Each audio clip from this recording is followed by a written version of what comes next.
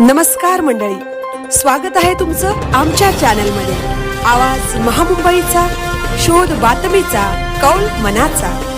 चला तर मग आमचे चॅनल लाईक करा, शेअर करा आणि सबस्क्राइब करा। धन्यवाद। वढाव गावात बहिरीदेव यात्रेचा जयघोष। देवकाठ्या स्पर्धा पाहण्यासाठी नागरिकांची मोठी गर्दी।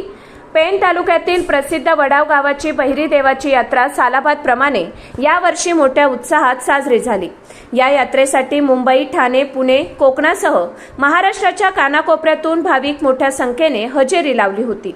या यात्रेचे वैशिष्ट्य म्हणजे देवकाठ्यांची स्पर्धा आणि छबिन्यासोबत शेकडो भक्तगण आपल्या अंगावर काटेरी पेरकुट मारून घेतात।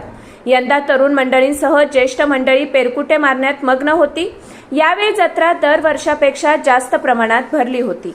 बहिरी देवाच्या लेपाचा महिमा पाहण्यासाठी दूरवरच्या ग्रामस्थांनी हजेरी लावली होती।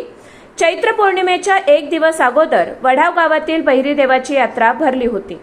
गावाच्या मध्यभागी असणाऱ्या बहिरी देवाच्या मंदिरातून दुपारी बरोबर 12 वाजता देवाचा छबिना निघाला। या छबिन्यासोबत लोक भंडारा उधळत शेकडो ढोल वाद्य आणि शेकडो काटेरी पेरकुट मारणारे भक्तगण तसेच पारंपरिक गीत गाणाऱ्या हजारो महिला व पुरुष गीत गात वडाव गावातून छबिना मोठे वडाव देव गावातील नागेश्वर देवाला भेट देऊन गेला। देव गावात या छबिनेचे मोठ्या उत्साहाने स्वागत केले। नंतर बहिरी देवाच्या छबिन्यासोबत देव गावचे ग्रामदैवत श्री नागेश्वराचा छबिना काढण्यात आला। नंतर वाशी मार्गे वडाव गावात प्रवेश केल्यावर शिवनेरी मैदानात देवकाठी उभारण्याच्या शर्यती सुरू झाली। एकास एक सरस उंच उंच देवकाठी स्पर्धा पाहण्यासाठी परिसरातील नागरिकांनी मोठी गर्दी केली होती। सदर स्पर्धा झाल्यावर राधाकृष्ण मंदिरातून छबिना कांबळेआळी तळेआळी मार्गे दत्तगुरु मंदिरातून पुन्हा बहिरी देवाच्या मंदिरात आली। संपूर्ण दिवस रात्र छोटे मोठे पाळणे, आकर्षक दुकाने, खेळणी, मिठाई, फळे, फुले, हॉटेल्स, सरबत्या आदी दुकाने मोठ्या प्रमाणात शिवनेरी मैदानात व परिसरात पाहायला मिळत होती। खेळण्याच्या दुकानात व पाळण्यात बसण्यासाठी बच्चे कंपनीने मोठी गर्दी केली होती। एप्रिल महिना सुरू होताच या यात्रेची चाहूल परिसरातील भाविकांना लागते। भर उन्हात यात्रा भरली असल्याने यात्रेवर पाणी टंचाईचे सावट जाणवत होते। आवाज महामुंबईचा चॅनेलसाठी विनायक पाटील, पेण।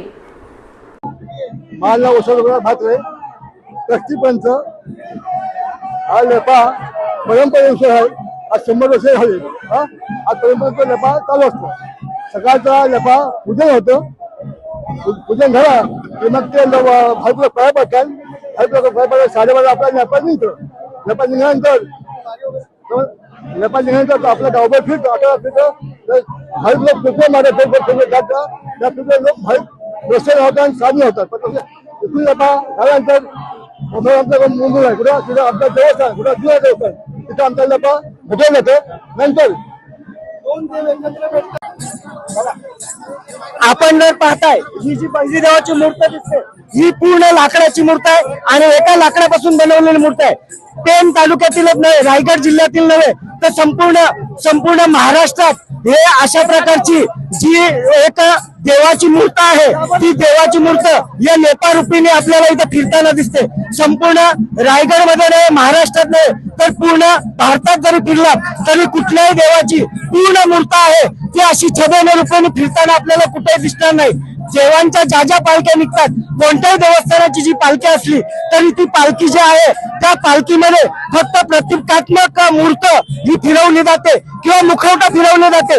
मात्र वडाव गावातील हे एकमेव असं मंदिर आहे ज्या मंदिरात देवाची पूर्ण मूर्त जी आहे ती पूर्ण मूर्त 5 गाव फिरवली जाते। खऱ्या अर्थानं जर पाहिलं तर वडाव गाव हे सणांचं माहेरघर याचसाठी ओळखलं जातं की वैशिष्ट्यपूर्ण सण किंवा अगदी शतकांची परंपरा असणारा, शतकांपेक्षा जास्त वर्ष सण साजरा करणारा आणि एकोप्याने सण साजरा करणारा गाव म्हणून हे वडाव गाव ओळखलं जातं। तर याचसाठी याच सणाचं याच यात्रेचं जर वैशिष्ट्य पाहिलं तर आपण माझ्या हातात पाहू शकत असाल हे जे पेरकुट दिसते हे पूर्ण काटेरी पेरकुट असतं।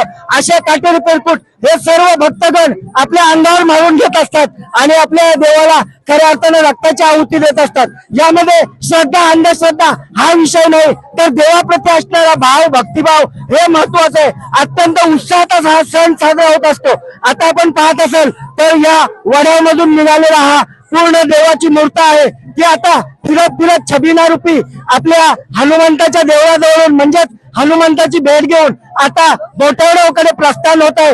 मोठेवड्यानंतर दीव, त्यानंतर पूर्व परंपरेपासून हा लेपा वाशी गावात जात होता आणि तिथून नारवेल फाट्यावरून जगदंबा मातेचं दर्शन घेऊन तो जात होता.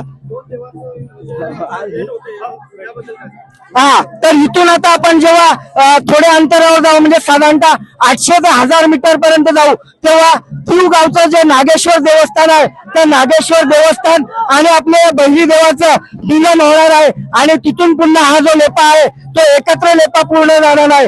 आणि हे आता जो लेपा चाललेला आहे त्या या बहिरी देवाचं मूळ देवस्थान जे आहे ते मोठेवडे गावात असणारं मूळ देवस्थान आहे.